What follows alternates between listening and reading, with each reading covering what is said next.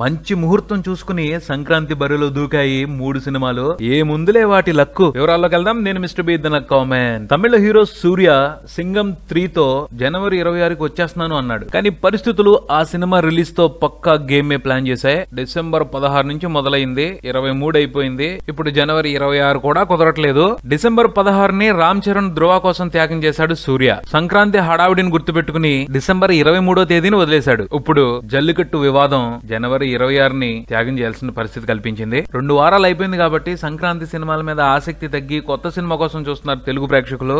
ఈ సంగతి సూర్యకి పెద్ద అడ్వాంటేజ్ అయ్యేది, కానీ బ్యాడ్ లక్. ఇప్పుడు అవకాశాన్ని ఉపయోగించుకోవడానికి లక్కున్నోడు రంగంలోకి దిగుతున్నాడు. సినిమా మీద విపరీతమైన క్రేజ్ అయితే కనిపించట్లేదు, కానీ బాగుంటే జనాలు చూసేస్తారు. లక్కున్నోడు ఎంత బాగున్నా కూడా కొంత స్పేస్ మిగిలినట్టే. దాన్ని సంక్రాంతి సినిమాలు మళ్లీ వాడుకోవడం ఖాయం. 3వ వారం కూడా ముచ్చటగా పండుగ చేసుకోవడానికి రెడీ అయిపోతున్నాయి 3 సినిమాలు. ఖైదీ నెంబర్ 150, శతమానం భవతి రేస్ లో ముందున్నాయి. ఊహించిన దానికంటే సినిమాతో వ్యాపారం చేసిన వాళ్ళకి మంచి లాభాలు పంచుతున్నాయి. నిజంగా సూపర్ సీజన్ పడింది తెలుగు సినిమాలకి. 2017 గ్రాండ్ గా మొదలైంది. చూద్దాం ఈ సంవత్సరం ఇంకెన్ని సంచలనాలు నమోదవుతాయో.